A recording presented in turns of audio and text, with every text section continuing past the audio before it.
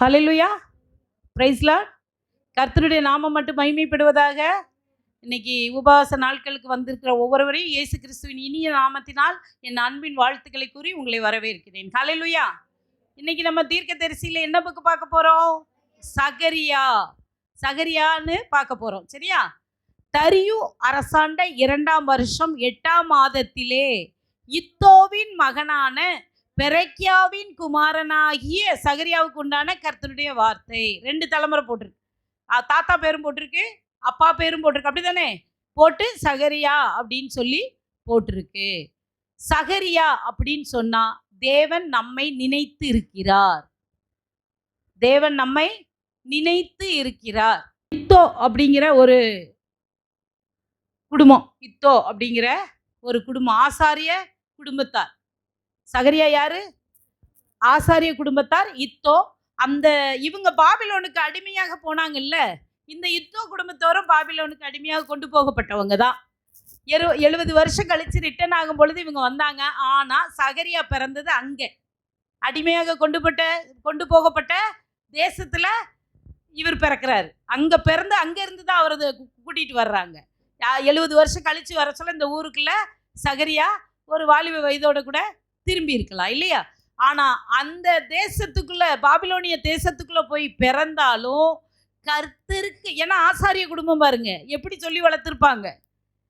கர்த்தருக்கு பயந்த பிள்ளைகளா, கீழ்ப்படிதல் உள்ள பிள்ளையா சகரியா தீர்க்கதரிசியை வளர்த்து ஆண்டவர் கொண்டு வந்திருக்காரு. அடிமைப்பட்ட தேசத்திலையும் ஒரு புள்ள பிறந்து திருப்பி வர சொல்ல கர்த்தர் நினைத்து இருக்கிறார். அவர் அந்த தீர்க்கதரிசிய நினைச்சு வச்சிருக்காரு, கொண்டு வந்து இங்க பயன்படுத்தணும் அப்படின்னு சொல்லிட்டு வந்திருக்காரு. சரியா?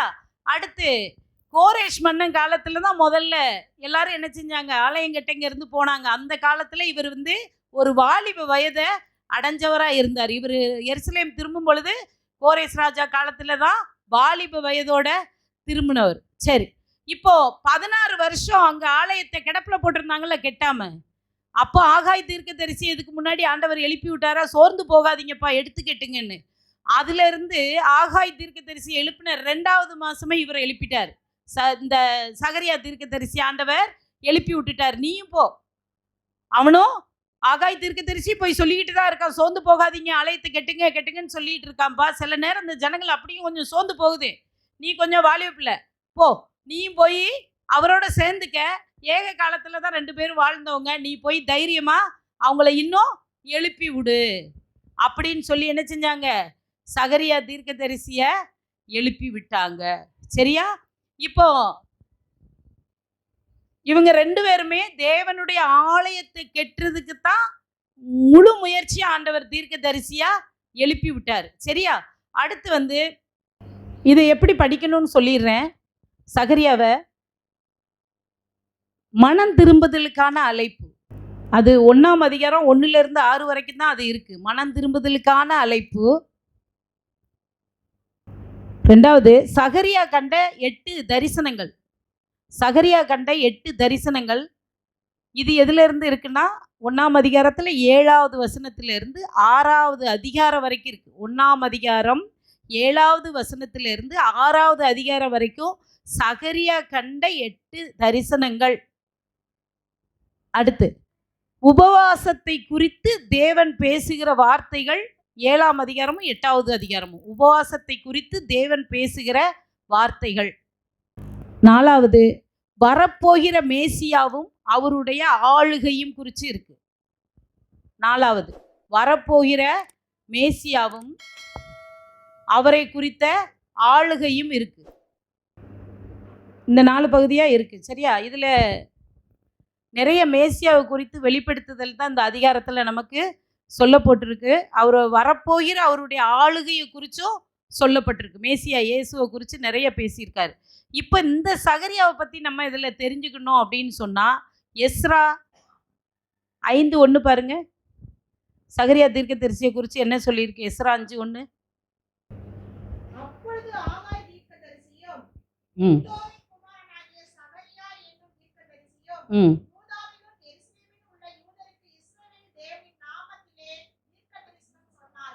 ஹல்லேலூயா. யூதாவிலும் எருசலேமிலும் உள்ள யூதருக்கு இஸ்ரவேல் தேவனின் நாமத்திலே தீர்க்க தரிசனம் சொன்னார்கள். இங்க ஆகாய் தீர்க்க தரிசியும் இத்தோன்னு ஏன் சொல்லப்பட்டிருக்கு அப்படின்னு சொன்னா, ஆசாரிய குடும்பம் அவர். அதை நமக்கு தெரியப்படுத்துறதுக்காக ஆண்டவர் அங்க ரிஜிஸ்டர் பண்ணியிருக்காரு. ஆகாய்க்கு முன்னாடி எதுவும் போடல. ஆனா இத்தோ குமாரனாகியன்னு போட்டா அந்த குடும்ப வாரிசுல இவர் வர்றாரு. இவர் ஒரு ஆசாரியன்னு நம்ம ஆசாரியனை எடுத்து தீர்க்க தரிசனம் உரைச்சிருக்காரு. அதனால அவரை தீர்க்க தரிசனம். இங்க நெகேமியா 12:16 பாருங்க. அடுத்து எஸ்ராவுக்கு அடுத்து நெகேமியா 12:16 620வது பக்கம் 12:16 இத்தோவின் சந்ததியில் சகரியா 620வது பக்கம். இங்கேயும் ரிஜிஸ்டர் பண்ணியிருக்காரு ஆண்டவர். இத்தோவின் சகரியா, அவ்வளவுதான். இத்தோவின் சந்ததியில் சகரியா. அப்ப அந்த ஆசாரிய குடும்பத்தில் உள்ள ஒருவரை எடுத்து தீர்க்க தரிசியா ஆண்டவர் இவரை பயன்படுத்தி இருக்காரு. இதோட ஆலயம் கெட்டி முடிக்கப்பட்டவொடனே இவர் ஒன்றும் அதை விட்டு விலகல. ஆனா ஜனங்களை மனம் திரும்பும்படி அடிக்கடி சொல்லிக்கிட்டே இருந்தாரு. ஜனங்களை மனம் திரும்பும்படி சொல்லிக்கிட்டே இருந்தாரு. அப்புறம் பார்த்தீங்கன்னா இதுக்கப்புறமா ஆலயம் கெட்டி முடிக்கப்பட்ட பின்னர் என்ன நடந்தது? அவர் ஊழியத்தை உத்தமமாக தான் செஞ்சுக்கிட்டு இருந்தாரு. அவருடைய சொந்தக்காரங்களே அவரை கொலை பண்ணிட்டாங்க. சகரியா தீர்க்க தரிசிய சொந்தக்காரங்களே இரத்த சாட்சியா மரிச்சு போனார். இரத்த சாட்சியா மரிச்சு போனாரு. அப்போ பாருங்க, தேவனுக்காக வைராக்கியமா நின்ன ஒரு மனுஷன், தேவனுக்காக வைராக்கியம். அதனாலதான் இரத்த சாட்சியா மரிக்கிற மனுஷனை தாத்தாவில இருந்து வாரிசை கொண்டு வந்து அழகா சொல்றாரு பாருங்க. அவர் ஆசாரிய குடும்பம் இத்தோ குடும்பம். அது அப்போ இரத்த சாட்சியா மரிக்க தன்னை ஒப்பு கொடுத்த சகரியாவின் மரணத்தை இயேசுவே தன்னுடைய ஊழியத்தில் நினைவு கூர்ந்திருக்காரு. ஹல்லேலூயா. மத்தேயு 23:35 நீதிமானாகிய ஆபேலின் இரத்தம் முதல் தேவாலயத்துக்கும் பலிபீடத்துக்கும் நடுவே நீங்கள் கொலை செய்த பரக்கியாவின் குமாரனாகிய சகரியாவின் இரத்தம் வரைக்கும் பூமியின் மேல் சிந்தப்பட்ட நீதிமான்களின் இரத்த பலியெல்லாம் உங்கள் மேல் வரும்படியாக இப்படி செய்வீர்கள். என்ன போட்டிருக்க? அவர் எப்படி இறந்தாருன்னு ஆண்டவர் இயேசு சொல்லியிருக்கார் பாருங்களேன். தேவாலயத்துக்கும் பலிபீடத்துக்கும் நடுவே நீங்கள் கொலை செய்த பரக்கியாவின் குமாரன். அங்க பெரக்கியான்னு போட்டிருந்தது இல்லையா? அவங்க இத்தோ பெரக்கியா, அடுத்து யார் போட்டிருந்தது? சகரியான்னு போட்டிருந்தது. இங்க அவங்க அப்பா பேரை போட்டிருக்காரு. பெரக்கியாவின் குமாரனாகிய சகரியாவின் இரத்தம் வரைக்கும் தேவாலயத்துக்கு பலிபீடத்துக்கு நடுவில் ஒரு கொலை செஞ்சு போட்டிருக்காங்க. இயேசு தனக்காக ரத்தம் சிந்தினவனை ஒரு நாள் எழுதாம போன சரித்திரமே இல்லை. தனக்காக பணி செஞ்சவனை அவர் சொல்லாம போன சரித்திரம் கிடையாது. ஆடு மாடுகளையே எழுதி வச்சிருக்காரு, என் ஆலயம் கட்ட போகுதுகளேன்னு. ஆண்டவருக்காக நம்ம பணி செய்யும் பொழுது நம்மளை மறப்பாரா? ஆண்டவருக்காக போய் சுவிசேஷம் சொன்னா நம்மளை மறப்பாரா? அவர் நல்லவர்னு போய் சொல்றதுக்கு நமக்கு கால்கள் போகுதா? சொல்றாருல, மேலே ஏறி போய் மரத்தை வெட்டுங்க, ஆலயத்தை கெட்டுங்க, முந்தின ஆலயத்தை காட்டிலும் பிந்தின ஆலயம் மகிமையா இருக்குன்னு சொன்னாரு. நம்ம காலு கொஞ்சம் கூட நடக்க மாட்டேங்குதே. யாருக்கிட்ட போய் சத்தியத்தை சொல்றோம்? நம்ம தெரிஞ்சா போதுமா? நம்ம விடுவிக்கப்பட்டா போதுமா? நம்ம ரட்சிக்கப்பட்டா போதுமா? கடைசி உலகத்தின் கடைசி பரியந்தம் வரைக்கும் போய் என்ன சொன்னாரு? எல்லாருக்கும் போய் நீங்க எனக்கு சாட்சியா இருந்து சுவிசேஷம் சொல்லுங்கன்னு சொன்னாருல்ல. எத்தனை பேர் சொல்றோம்? இந்த வருஷமாவது தயவு செய்து முடிவெடுங்க, நான் 10 ஆத்துமாவை கொண்டு ஆலயத்தில் விடுவேன். ஹல்லேலூயா, ஹல்லேலூயா. இது ஆத்தும ஆதாயம் இல்லைன்னா நாம் மலடிகள் தான், ஆவிக்குரிய மலடிகளாத்தான் வாழ்ந்துகிட்டு இருப்போம். யோசித்து பாருங்க, பிள்ளை இல்லைன்னா என்ன வருத்தம் இந்த பூமியில இருக்கு. அப்படிப்பட்டவங்க என்ன சொல்லுவாங்க? ஆடுகள் முதலற்று மந்தையிலே முதலற்று போனாலும், திராட்சரசம் கனி கொடுக்காம கனி இல்லாம போனாலும், ஒளிவு மரம் கனி கொடுக்காம போனாலும், எது இல்லைனாலும் நான் கர்த்தருக்குள் மகிழ்ச்சியா இருப்பேங்கிறது ஆண்டவருக்குள்ள வைராக்கியமா அன்பா இருக்கிறவங்க சொல்லிட்டு போயிருவாங்க. ஆனா ஆவிக்குள்ள கூட பெத்தெடுக்காத மலடியா நம்ம இருந்துகிட்டு இருக்கோமே, என்ன செய்யறது? ஆத்தும ஆதாயம் இருந்தாதாங்க கர்த்தருக்குள்ள நம்ம மலடி இல்லை. பெற்றெடுத்த தாயும் தகப்பனுமா மாறி இந்த பூமியில நம்ம இருக்கணும். அந்த வைராக்கியத்தை இந்த வருஷங்கள்ல எல்லாரும் மனசுல ஆண்டவர்கிட்ட இந்த வருஷ துவக்கத்துல நம்ம இருக்கிறோம். அப்போ நீங்க நினைச்சுக்கோங்க, நாம் இந்த வருஷம் என்னால முடிஞ்ச வரைக்கும் கர்த்தரை அறியாதவங்க, பின்மாற்றமாயி போனவங்களுக்கெல்லாம் நான் போய் சத்தியத்தை சொல்லி தேவனுடைய ஆலயத்துக்கு நேரம் நான் கூட்டி வருவேன். ரிஜிஸ்டர் பண்ணுவாரு ஆண்டவர், ரிஜிஸ்டர் பண்ணுவாரு, எழுதுவாரு, ஞாபக புஸ்தகத்துல நம்மளை குறிச்சு எழுதுவாரு, நம்மளை கிறுக்கி போட மாட்டாரு. ஞாபகம் வச்சுக்கோங்க. தயவு செய்து எங்க மரித்தார் அங்க சொல்லப்பட்டிருந்ததா? இயேசு என்ன சொன்னாரு, பெரக்கியாவின் குமாரனை தேவாலயத்துக்கு பலிபீடத்துக்கு நடுவே கொன்னு போட்டீங்களே, அந்த இரத்தம் பூமியின் மேல் சிந்தப்பட்ட நீதிமான்களின் இரத்த பலி எல்லாம் உங்கள் மேல் வரும்.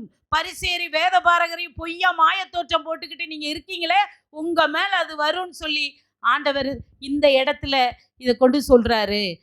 அப்போ எவ்வளவு அழகா இவரை பாருங்க, அவர் இறந்ததை குறித்து அவர் பேசுறார், இரத்த சாட்சியா மரிச்சது. அப்போ இதுல இருந்து என்ன தெரியுது அப்படின்னு சொன்னா, எந்த சூழ்நிலையிலையும் தேவனுக்காக வாழ்ற வாழ்க்கையில அவருக்காக நான் பரிசுத்தவானா வாழுவேன், நீதிமானா வாழுவேன்னு சொல்லி வாழ்ற ஒரு வாழ்க்கை சகரியா வாழ்ந்தாரு. அது போல நாமும் வாழணும். ஹல்லேலூயா. சரி, அடுத்த புக்கு மல்கியா. இப்போ 70 வருஷம் அங்க அடிமைகளா போயிருந்தாங்க பாபிலோனிய சாம்ராஜ்யத்துக்கு. அங்க இருந்து கோரேஸ் ராஜா கைக்கு சாம்ராஜ்யம் போயிருச்சு, பாரசீக மன்னன்ட்ட போயிட்டு. அங்க இருந்து செருபாபேல், எஸ்ரா, நெகேமியா தலைவர் குரூப்ல யோசுவா பிரதான ஆசாரியனோட எல்லாரும் திரும்பி வந்து ஆலயத்தை கட்டி முடிச்சிட்டாங்க. நெகேமியாவை அனுப்பப்பட்டாரு, அலங்கத்தை கட்டி முடிச்சார். எருசலேம் வீதியெல்லாம் தேவனுடைய பாட்டு.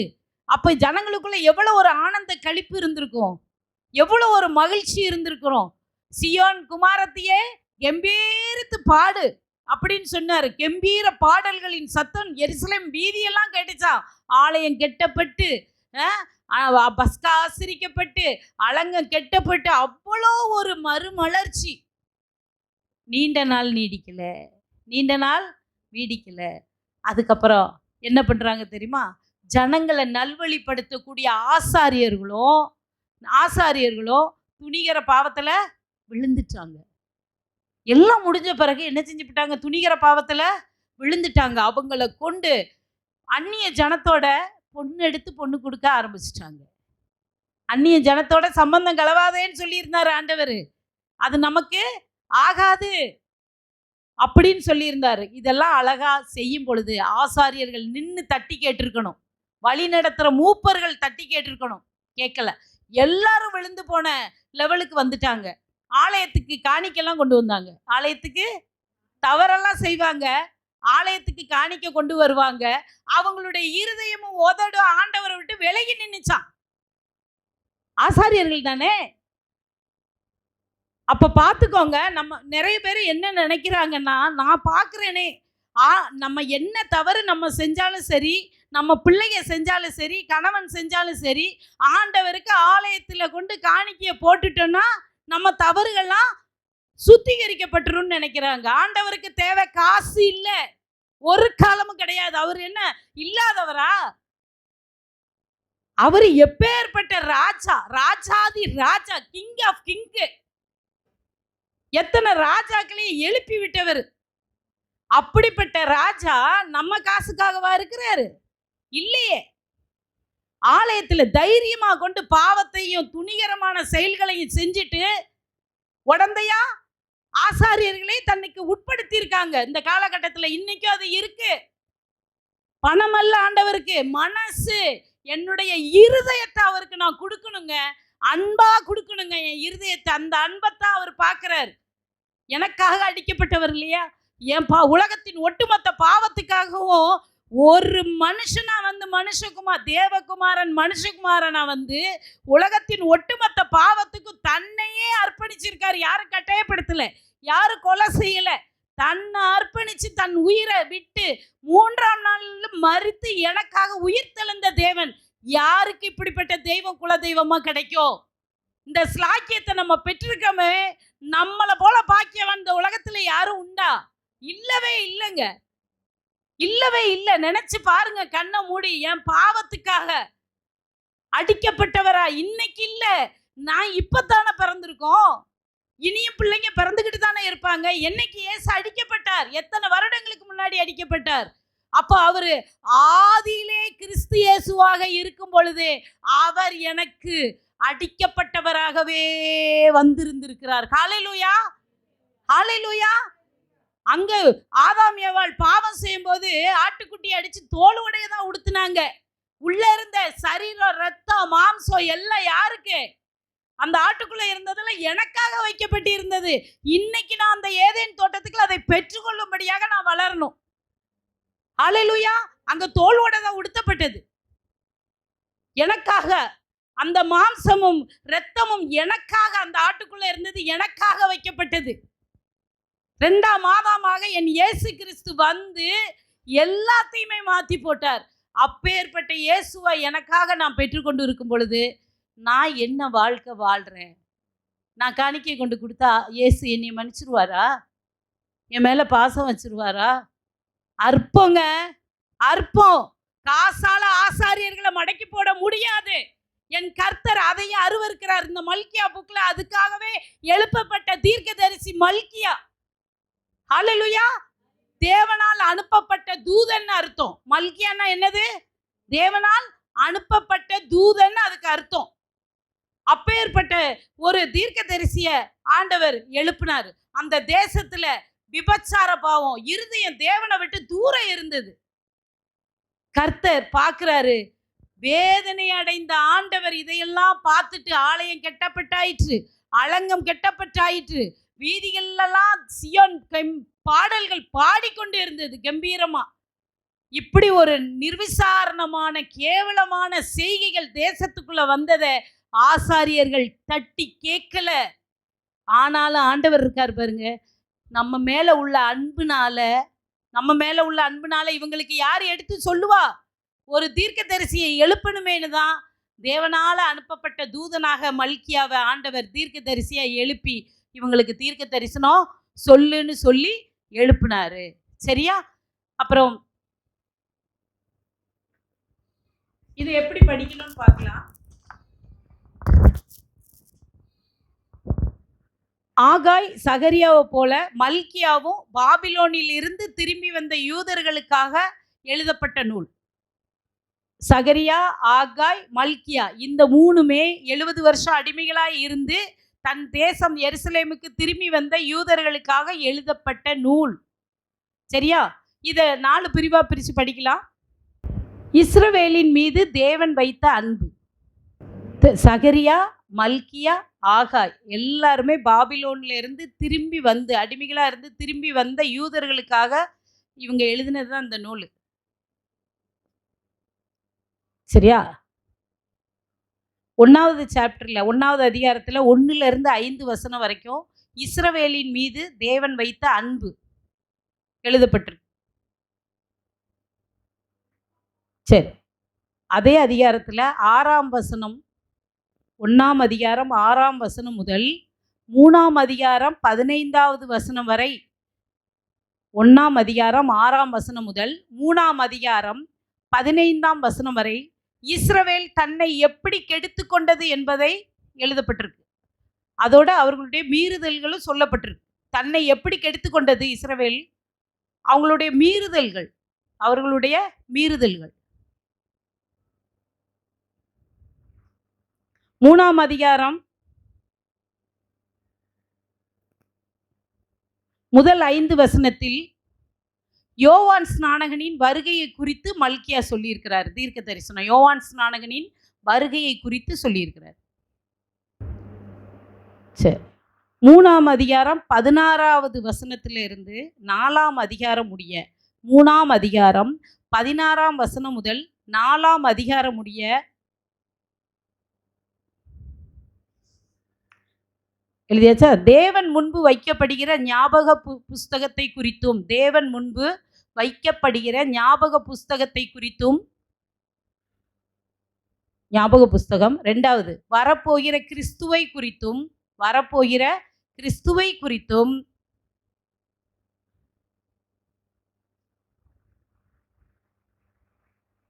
கர்த்தருடைய நாளுக்கு முன்பாக வெளிப்பட போகிற எலியாவை குறித்தும், கர்த்தருடைய நாளுக்கு முன்பாக வெளிப்பட போகிற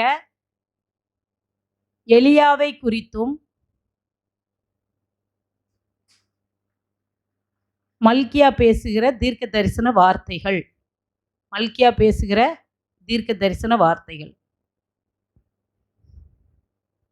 சரி, பழைய ஏற்பாட்டில் கடைசியா இஸ்ரவேல் சரித்திரத்தில் கடைசியா தோன்றின தீர்க்கதரிசியின் பெயர் என்ன? இஸ்ரவேலின் சரித்திரத்தில் பழைய ஏற்பாட்டில் கடைசியாக தோன்றிய தீர்க்கதரிசியின் பெயர் என்ன?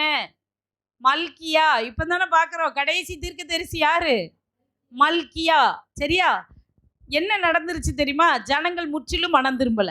ஜனங்கள் முற்றிலும் மனம் திரும்பல. மல்கியாவின் நாட்களுக்கு பின்னர் தேவன் தன்னுடைய ஜனத்தோடு 400 வருஷம் பேசல. தேவன் என்ன செய்யல? இவங்க மனுஷங்க முழுசா மனசு திரும்பலையே. திரும்ப இருக்கணும்ல.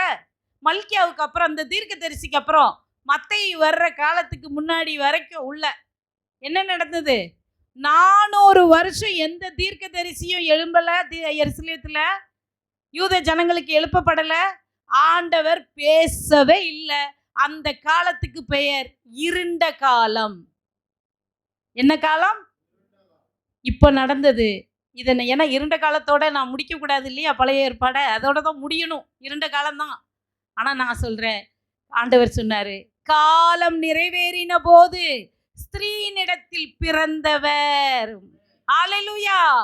ஸ்திரீனிடத்தில் பிறந்தவர் யாரு? ஆண் துணை இல்லாம பரிசுத்த ஆவியானவர் நிழலிடுதல்ல பிறந்தவர் யார்? மரியாளுக்கு இயேசு கிறிஸ்து மனுஷகுமாரனாக காலம் நிறைவேறின போது, அந்த 400 வருட இருண்ட காலம், மனம் திரும்புதல் இல்லாத காலத்துல, கர்த்தர் யாருடனும் பேசாத காலம் நிறைவேறின போது ஸ்திரீனிடத்தில் அவர் வந்து பிறக்கணும். ஆண்டவர் எழுப்பினாரு. இயேசு கிறிஸ்து வந்தாரு, நமக்காக வந்தாரு. அந்த காலம் வந்த பிறகுதான் நமக்காக சிலுவையில் அடிக்கப்பட்டு என் பாவத்திற்காக அவர் மரித்து உயிர் தெழுந்து 3ஆம் நாளிலே எனக்குள்ளேயும் ஒரு ரட்சிப்ப, எனக்குள்ளேயும் ஒரு விடுதலைய கர்த்தர் நமக்காக, கர்த்தராகிய இயேசு கிறிஸ்து நமக்காக தந்திருக்கிறார், அருளி இருக்கிறார். ஹல்லேலூயா. அப்போ இந்த நாட்கள்லையும் ஞாபகம் வச்சுக்கோங்க, எத்தனை வருஷம் இருண்ட காலத்துக்கு அப்புறம் ஸ்திரீனிடத்துல காலம் நிறைவேறின பிறகு நமக்காக அருளப்பட்டவர் நம்முடைய கர்த்தராகிய இயேசு கிறிஸ்து நமக்காக அருளப்பட்டவர். அப்படிப்பட்ட தெய்வத்தை நம்ம பாக்கியமா கொண்டிருக்கோங்க. ஹல்லேலூயா. அதாவது பழைய ஏற்பாடை பொறுத்த வரைக்கும் என்னுடைய பார்வையில நான் நினைக்கிறது என்னன்னா, இது சரீரம். பழைய ஏற்பாடு என்னது? சரீரம். புதிய ஏற்பாடு உயிர். சரீரம் இல்லாம உயிர் கிடையாது, உயிர் இல்லாம சரீரம் கிடையாது. அப்போ நான் புதிய ஏற்பாடை மட்டும்தான் படிப்பேன். புதிய ஏற்பாடு காலத்தில் இருக்கேன், பழைய ஏற்பாடு வேண்டான்னு ஒதுக்கவும் கூடாது. எனக்கு பழைய ஏற்பாடு தான் பிடிக்குது, புதிய ஏற்பாடு பிடிக்கலன்னு சொல்லி புதிய ஏற்பாடையும் ஒதுக்கக்கூடாது. சரீரம் இருந்தால் தான் உள்ள உயிர் இருக்குது அப்படின்னு சொன்னால், பழைய ஏற்பாடை நல்லா நம்ம தெரிஞ்சுக்கிட்டு நல்லா படிக்கணும். வர்ற நாட்களில் அந்த நாளையிலேருந்து நம்ம படிக்க போகிறோம். பழைய ஏற்பாட்டில் இருந்து மறுபடியும் முழு வேதாகமத்தை படிக்க போகிறோம். படிக்கும் பொழுது ஒப்பு கொடுங்க. யாரும் இதில் எந்த தடவை விடுபட்டுறாதீங்க. தயவு செய்து இதில் கலந்துக்கோங்க. ஆண்ட்ராய்டு மொபைல் இல்லைனாலும் பரவாயில்ல, நான் உங்களுக்கு ஞாயிற்றுக்கிழமை பகல்லையே நாளைக்கு படிக்க வேண்டியது அந்த வாரத்தில் என்னென்னு உங்களுக்கு சொல்லிடுறேன், குறித்து வச்சுக்கோங்க. இருக்கிறவங்க அதை ஆண்ட்ராய்டு மொபைலில் நாங்கள் போடுறத பார்த்து இந்த வருஷமும் படிங்க. வேதத்தின் மேலே பிரியமாக இருங்க. இரவும் பகலும் வேதத்தை தியானிங்க. நம்ம பாக்கியவானா இருப்போம். ஹல்லேலூயா. ஆமென்.